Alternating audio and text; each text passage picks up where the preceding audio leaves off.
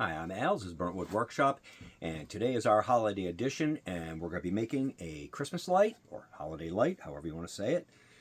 And this is a light I designed, and it's basically got a secret reveal, so when you turn the light on, you can see Santa and his sleigh and a snowflake, and when you turn it off, it disappears. Now I'm going to go over how to make it, where to get the parts, how to wire it up, and everything you need to know about making a light like this.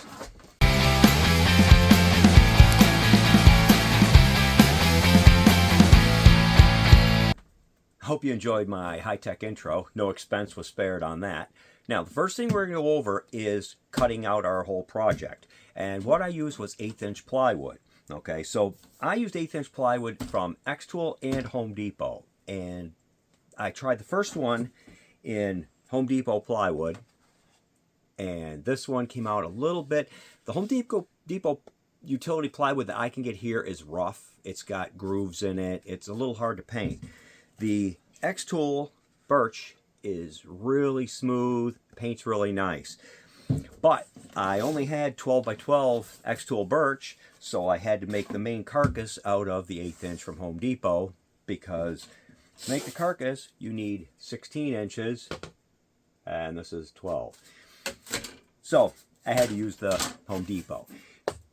And the carcass, I don't think it really matters. But on the face, it is a lot nicer to use the birch. And you can get the bigger birch if you want to do the whole thing in birch.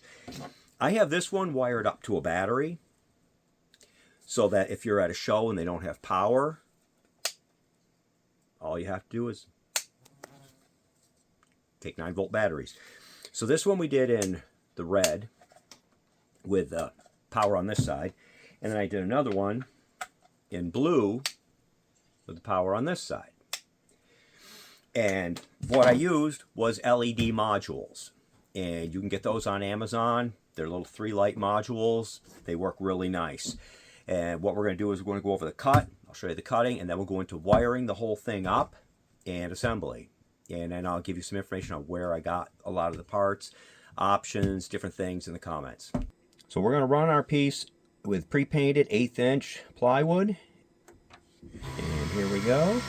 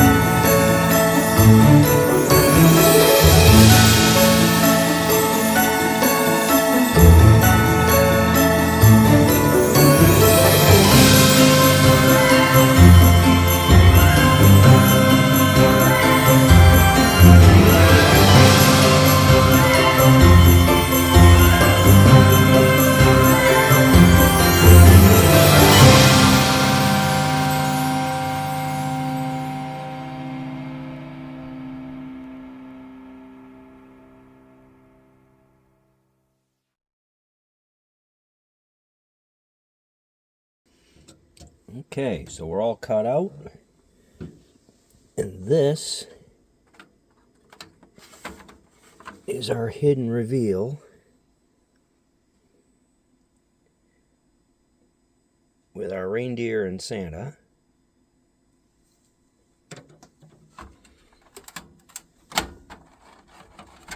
And this is our flex top.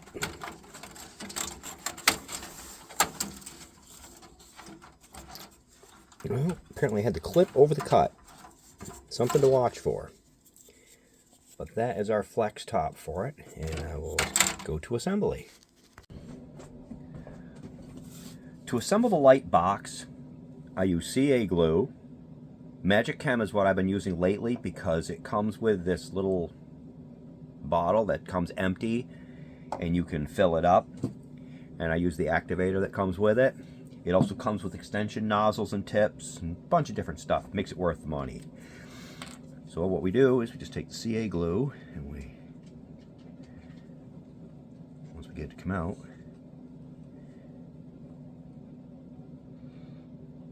just put a bead across.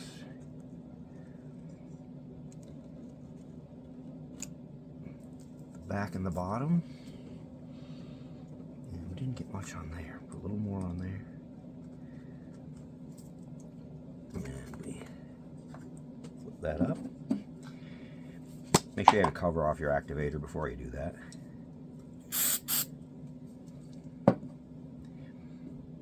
Get it pretty close to square. And that'll hold it up. Then when you put the side on, and make sure your clips aren't in the way before you do your cut, because it will cut around through the clip, which, well, it won't cut through the clip, it'll leave a mark where it didn't cut. So you can make this with the switch on the right or the left, depending on your preference. And then we just want to get one side started.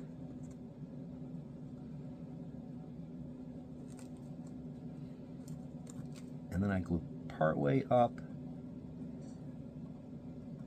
that, and then just put a little dab on there. And we're gonna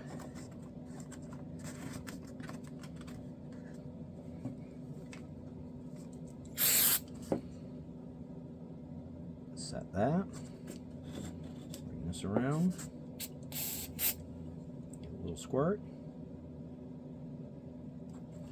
And that gets us part way around. And then we want to just continue gluing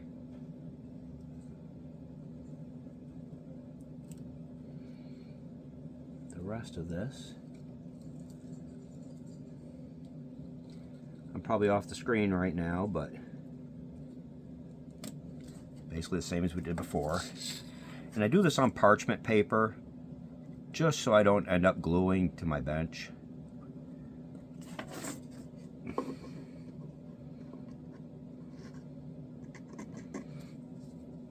Okay, then without getting your fingers in the glue, you wrap it around, and it's the cut's a little tight, so you gotta and you want it to be a little tight, you don't want it loose. So we're going to set that corner, and then we're going to take the back and we're going to get it lined up where we want it. Kind of, you can see we want to kind of push it in.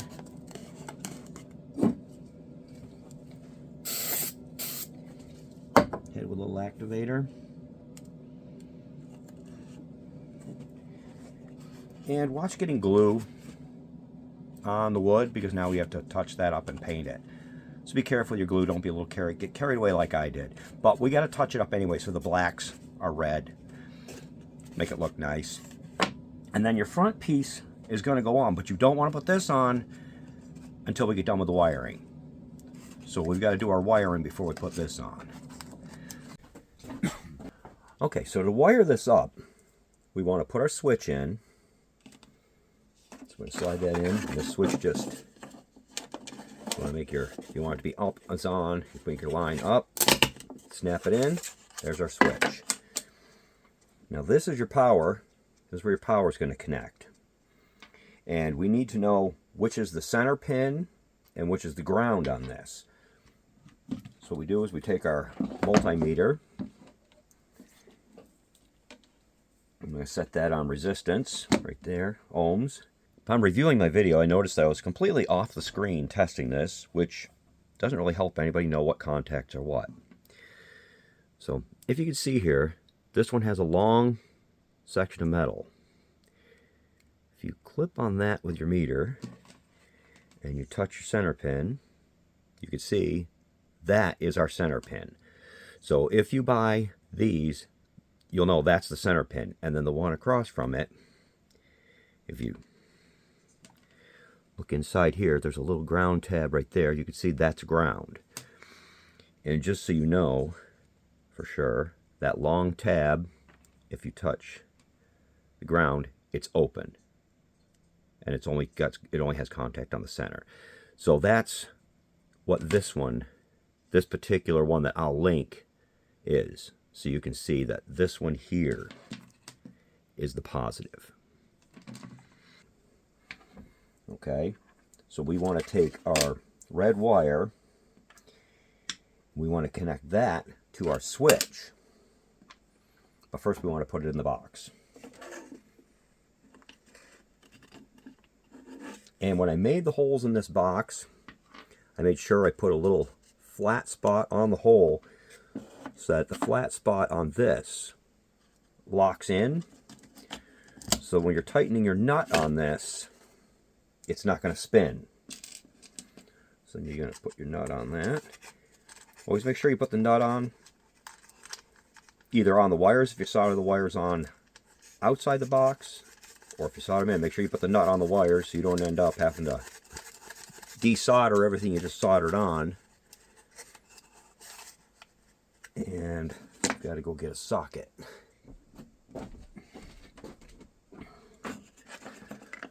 So to tighten this up, I just hand tighten it with a 9/16 socket. And everything's inserted. Now we've got to install our lighting. And these are just LED cartridges, pre-sticky. We're just going to put one right here.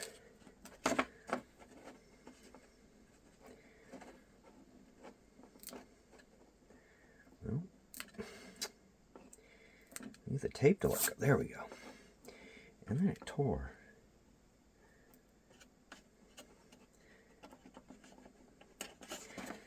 Just to enhance the video, we're going to have some fun here with the tape coming off. There we go. Let's be stubborn. So we're going to stick our lights in the back of this, just like that. You can go with 2, you can go with 3, you can go as many as you want of these.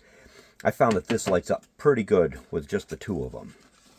So when we get wiring this up, this red wire is going to be our hot wire. So we want to make sure that the red coming out of this ends up at this. Now coming out of the switch, you're going to have a black and a red. So what you're going to want to do is, what I usually do is I hook up the black wire directly to here, which we'll do. And if your eyesight isn't great, this little rig is really handy. So whenever you're soldering, you want to make sure you tin your tip up a little bit. And then you want to tin the contact.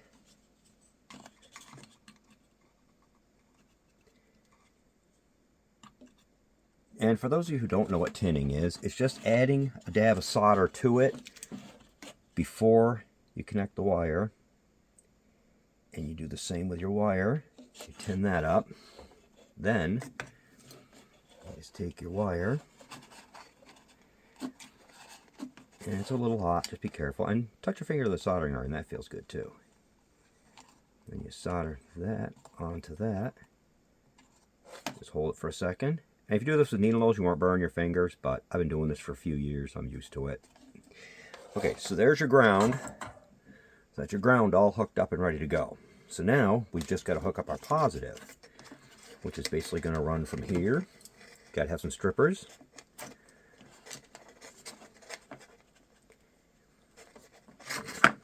Strip that tip back a little bit, right like that. And then you're going to do the same procedure. Wet your tip on the wet sponge.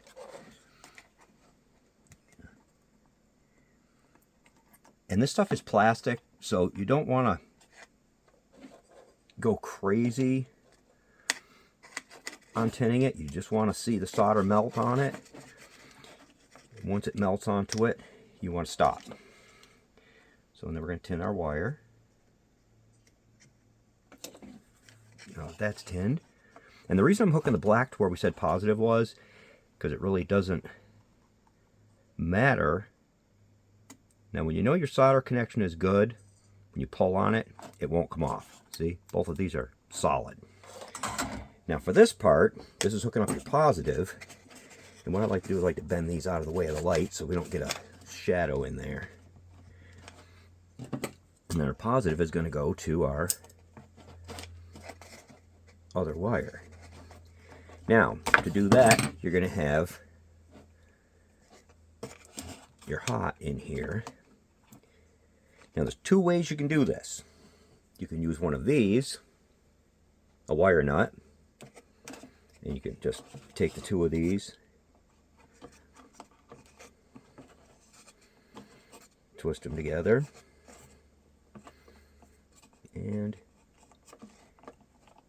install your wire nut. And you want to twist it until you feel the two wires turn, and then you know you're good. So now that we've got this wired up, I'm going to explain a couple of options you have. You can do barrel crimps like this if you wanted to. You can use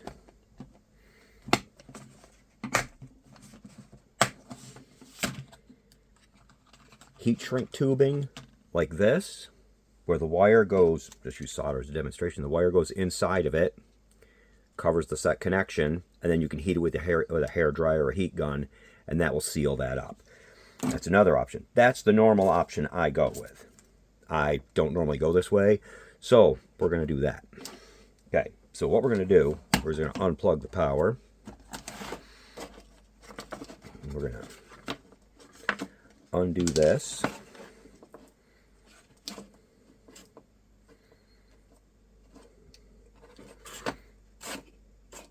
And we're going to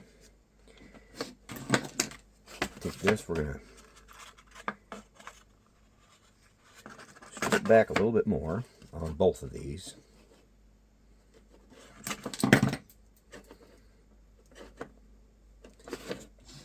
Then you're going to take your heat shrink tubing.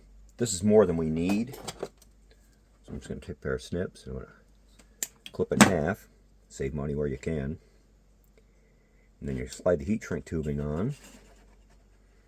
And you take your two wires and you're going to twist them together nice and tight like that. And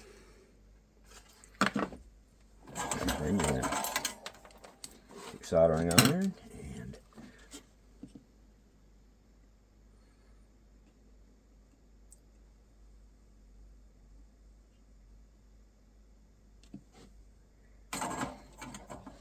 you're going to solder it up. When your solder connection is done, it should be nice and shiny, solid. You don't want dull connections. A dull solder connection means that these wires can come apart. You want it shiny.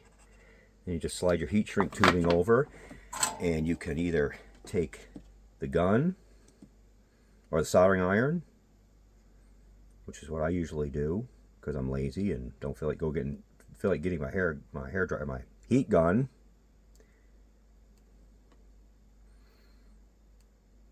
And there we are. That's the preferred method. Okay, so now we've got everything wired up. We're going to plug in the power, and we have lights. So next, we want to see what it's going to look like to make sure that, just to show you that that's enough light for this design. And this is why we don't glue this on until after we've got that part done. And this is pretty snug, so, which is what you want. Then you put your diffuser in. And then if you're going to go with the glow-in-the-dark piece, we'll put that on next. And then this. And then that is your secret reveal light. Now, if you do just paper, I would put some clear transfer paper or something a little more solid over it to protect the paper so somebody can't just stick their finger through it. Just an added thing. We'll go through that too. If you have an M1 Ultra, this step gets a lot easier. And that was what I was afraid of. Well, it didn't get a lot easier. Well, it did. There we go. We'll adjust the settings on that. This is on vellum. The settings for the M1 Ultra were, I believe, 80 grams at 80 millimeters per second. I would probably pop that up a tiny bit. It did come out, but it gave a little bit of a rough edge. So once you got all your wiring done, we're just going to glue this face piece on.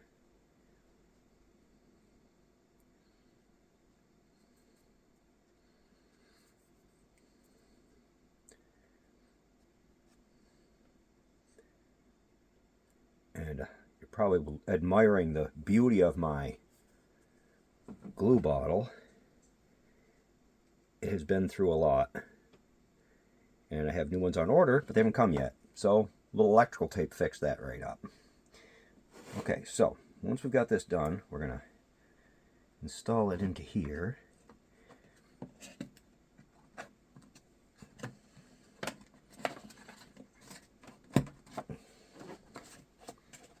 We want to make sure this top part does get glued. And that you get your fingers in the glue a little bit. It sticks well. Okay, so there's this part all assembled, and we're all wired up. Now the next step is going to be to put our two layers on here. We've got a layer of paper. This paper is basically a diffuser. It cuts back on the LED lighting so that it looks nicer. And then we got a piece of blue vellum that we have cut. And we want to make sure that everything lines up good, which it does. So now we're going to take this, we're going to add some glue to it. And as a Christmas light, this isn't probably going to get enough use to where anybody's ever going to have to worry about replacing the LEDs in it. So we're just going to glue it.